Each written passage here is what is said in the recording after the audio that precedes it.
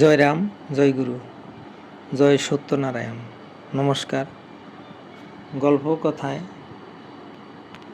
রাম ঠাকুর চ্যানেলে সব বন্ধুদের স্বাগতম। বন্ধুরা, আজ আমি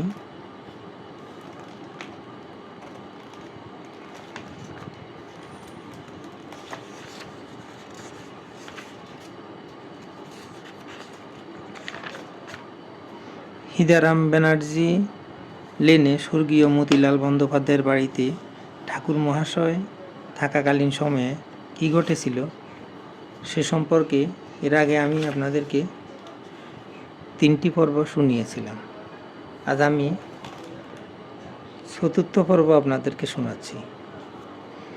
3য় পর্বের পর ঠাকুর মহাশয়ের সামনেই সকলে খেতে বসলেন। পরিবেশনে ব্যস্ত মতিবাবুর সহধর্মিণী।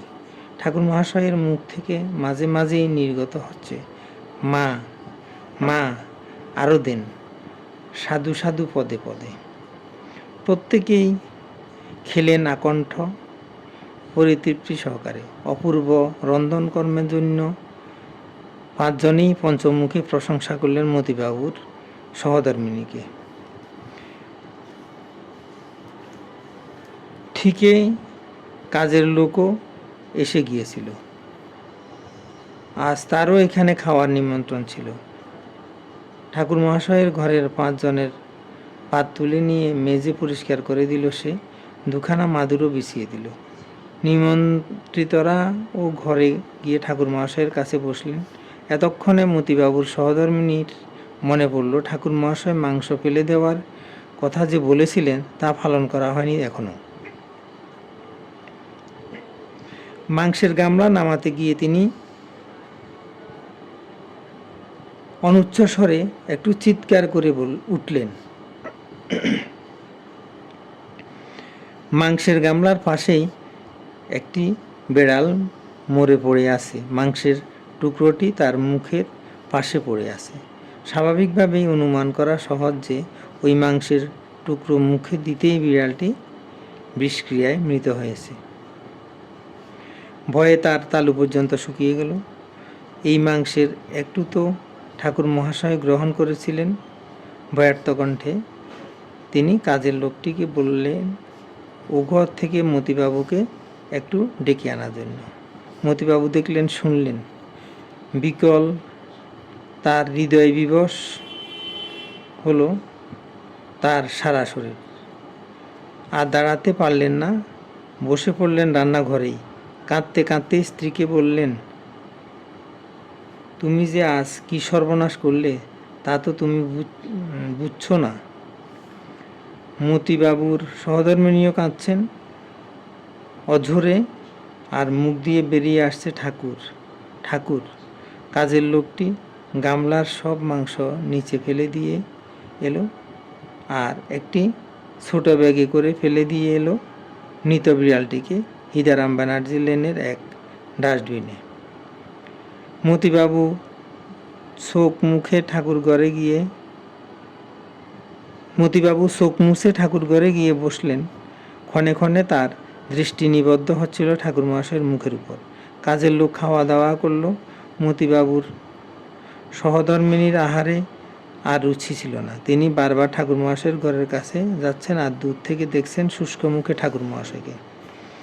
অতিথিরা ঠাকুর মহাশয়কে প্রণাম করে মতিবাবুর কাছ থেকে বিদায় নিলেন রাত 9টা নাগাদ।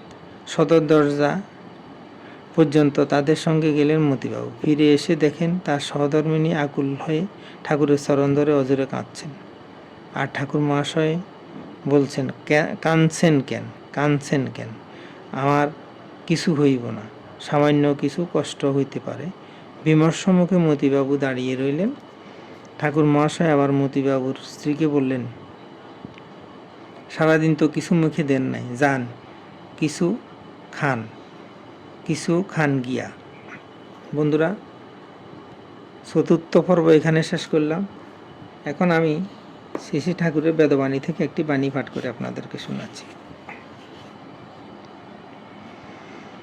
ঠাকুর বলেছেন, ভাগ্যবশে সমস্তই হইয়া থাকে, যাহার যে ভাগ্যফল যাহা প্রাপ্য আছে, কেহই তাহা খণ্ডন করিতে পারে না। ভগবানের ভাগও নাই, তাহার কোনো ফলও নাই। ভগবানের লইয়া থাকিতে পারিলে সৌভাগ্য লাভ করিয়া সকল দায় ঋণ হইতে মুক্তি পাইয়া অখণ্ডভাবে নির্লিপ্তে নিরাকারের বসবাস পাইয়া থাকে। এই কর্মই ধৈর্য ধারণ করা। সত্যনারায়ণের চরণে অর্থাৎ আশ্রিতজনকে কালে কি জমে স্পর্শ করিতে পারে না, যেহেতু কালের বশে থাকে না, অতএব সাম্প্রতিক ধৈর্যের আশ্রয়েই ধর্ম হুজুগে মাতিয়া কোনো কর্মই ফল প্রসব করিতে পারে না। যত ধর্মস্তত জয়, যত ধর্মস্তত ক্ষয়। ভাগ্যই ফলদাতা, সৌভাগ্যই ভবেত্রাতা। মাতুল্য যস্য গোবিন্দ পিতা যস্য ধনঞ্জয় অভিমন্যুং রণে হন্যু নিয়তি কেন বাধ্যতে। অতএব ভাগ্যই বলবান অক্ষয় হইয়া থাকে।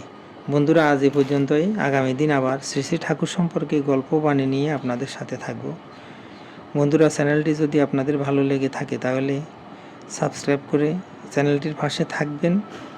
আর নতুন বন্ধু হলে প্লিজ সাবস্ক্রাইব করতে ভুলবেন না। আর ঠাকুর সম্পর্কে নতুন নতুন গল্প পেতে বেশি বেশি করে লাইক, শেয়ার, কমেন্ট করবেন। ধন্যবাদ, ভালো থাকবেন। জয় গোবিন্দ, গুরু কৃপায় কেবলম।